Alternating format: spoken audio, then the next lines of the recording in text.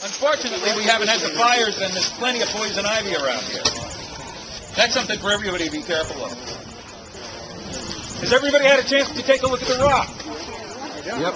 What do you think? Pretty wild. An alien.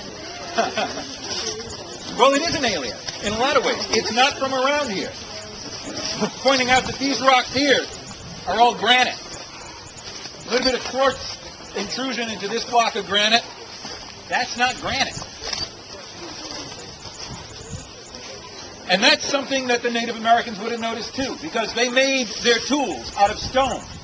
They knew stone, backwards and forwards, the different kinds of materials that were around. Some of the favorite materials that they used, particularly around here early on, would be the Attleboro red felsite. If anybody ever went up on Route 1 in Attleboro, there used to be cliffs on either side of it of red stone. There was a place up there called the Red Rock Inn. Yeah, all of those places. That's Attleboro red felsite. Native Americans all over Narragansett Bay love that because it flakes really nice when you're making an arrowhead. Another kind that they used around here all the way up through the historic contact period is quartz. Making quartz arrowheads. They used soapstone, the soapstone quarry right over here on Killingly Street. Okay, on Hartford Avenue, right in back of what used to be Cullerland. The soapstone quarry there.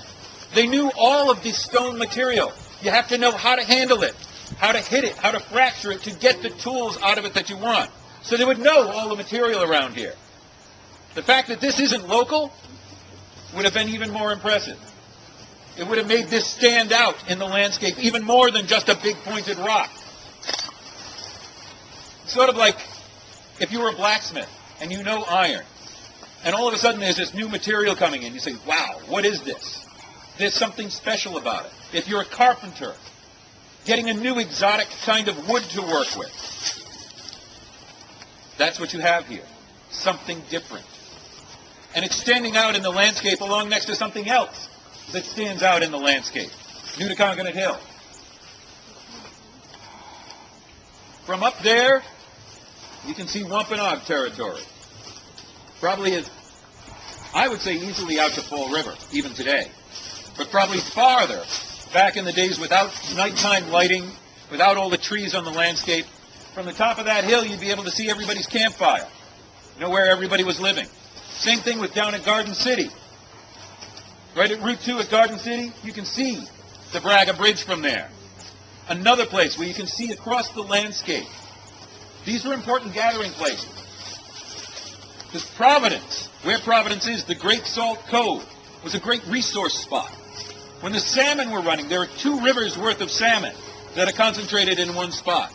Now, you guys have all seen the pictures of the movies of the grizzly bears diving headfirst into the rivers up in the northwest, pulling out a 20, 25-pound salmon. Nothing compared to here. The English, when they first came here, said you could walk across the rivers on the backs of the salmon without getting your feet wet. And they're not little 20, 25-pound salmon. These are North Atlantic salmon. They make the trip upstream and back 5 or 6 times in their life. They get to be 60 pounds or so. As late as the 1800s, farmers along the Blackstone River and a lot of these other rivers depended on the salmon runs to supplement their food supply. They didn't have a good harvest season. They needed to have the salmon. Some of the early farmers didn't want the dam built at the Slater Mill, so as they were building it, they were tearing it down. Typical Rhode Island thing, isn't it? You're not going to do it in our backyard. Rhode Island is one of those places. They don't follow the rules that everyone else has. And it's been that way from the very beginning. Everybody, or at least a lot of people, have seen the original deed for the town of Providence. This is a copy of it. This isn't the original. Signed March 24th, 1638, 2 years after it was executed. And the boundaries of the original settlement, from the Falls of Pawtucket to Nutaconkanut Hill to the Falls of Patuxet, going around the town of Mashpog, which was an Indian settlement, about where the Cranston Police Station is right now. The new Cranston Police Station. This is what everybody's familiar with. But this is a 300-and-some-year-old document. At one point, it would have looked like this. It was new at some point. And it was probably signed right where we're standing right now. This is a perfect gathering place. March, the Native Americans still would have been in their winter encampments, just starting to break out as the plants are starting to sprout. This is a perfect spot for one. Roger would have come out to New Conconet Hill, come down that side, and come over to the big rock. Like I said, where are we going to meet? Oh, the big rock in back of the big hill. Okay. Everybody would have been able to know that. You would have been able to see it. Plus, you would have been able to see who else was coming. March 24th, 1638.